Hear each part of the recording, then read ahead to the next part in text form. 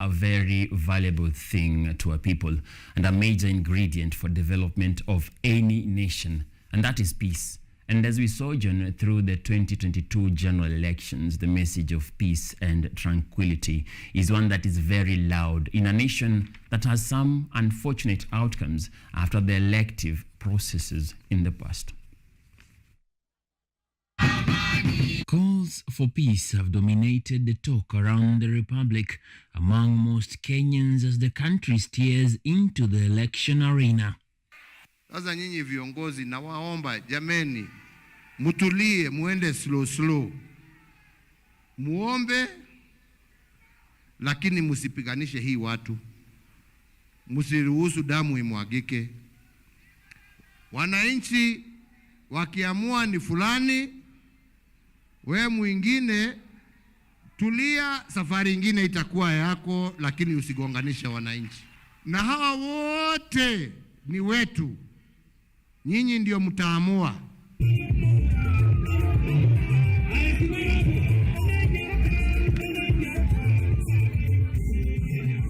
Because for Alama being a contrast from the theme enshrined in the national prayer and anthem, let one and all arise in common bond united, with the division of historic proportions being witnessed among the people after the ballots have been cast.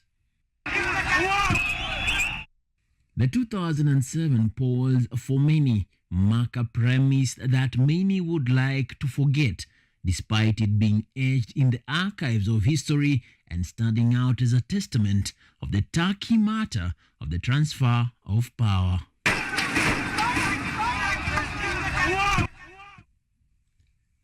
More than 1,100 lives were lost, with an even larger number displaced after being evicted in the political hostility, marking them refugees within their own state and creating a season that would get registered in Kenya's books of regret over what can actually happen when the glue of unity and good neighborliness is worn off by the clouds of tribalism.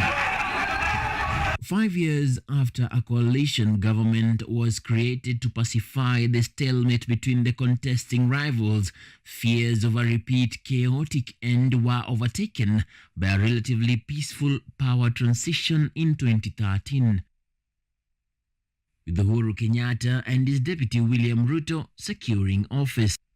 It gives me great pleasure now to leave to the President-elect the certificate of the results. And as the days grow into months and subsequently matured into years and hit the threshold of 5, another decision-making season was upon Kenyans, the 2017 general polls.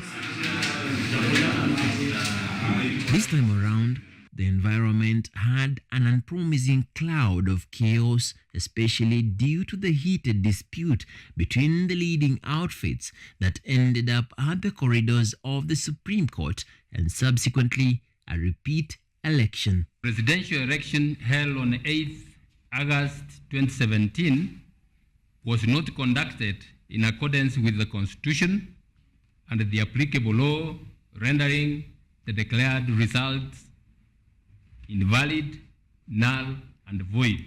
This country is in a crisis. Anybody who is saying otherwise is living in denial. Please repeat after me. I, Uhuru Kenyatta. However, after the handshake between the two leading rivals, Raila Odinga of NASA and Uhuru Kenyatta of Jubilee Coalition, the tipping pot that was Kenya found stable footing.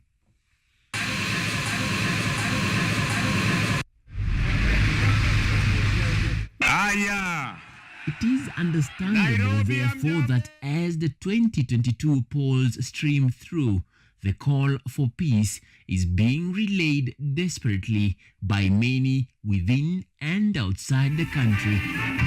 There will be Kenya after 9th of August. 9th is not the end of the world and is not the end of Kenya. So everyone needs to be responsible in the manner in which they conduct themselves the kind of things they say. Zidi kuwa na amani, tuzidi kupendana. Siasa ni siku moja na kesho yake tuendelee na maisha yetu kama kawaida. Hakikisha kwamba tunadumisha amani na jamii ambazo tunapakana pamoja, jamii ambazo tunaishi pamoja, tuwe ni kitu kimoja, sababu Mungu alituumba tuwe kitu kimoja. Without peace, there is no development. Without peace, there is no happiness. Without peace, there is no joy. We pray that these elections will be peaceful. That's what we desire. That's what we believe in. And that is what God will grant this country. And in the end, we will be careful to thank God. The decision scale in the general polls is an enormous one, thus necessitating a collective call for all in surmounting the vision of the nation. It is therefore key for Kenyan people to meditate on the third verse of the national anthem. In common bond united, build this our nation together, and the glory of Kenya, the fruits of our labor, fill every heart with thanksgiving. Development, the life of a nation is a continuous process. It is not a process of starting and stopping. It is a continuous process. But the most important thing is that it must be a process where people move together. And realize that Kenya needs to remain Kenya and steady on its development agenda for generations, and this will only be attained by one people in harmony and tranquility. Linalosema God bless Kenya. People must work together if you are to succeed. Emmanuel Kutosi, KUTV.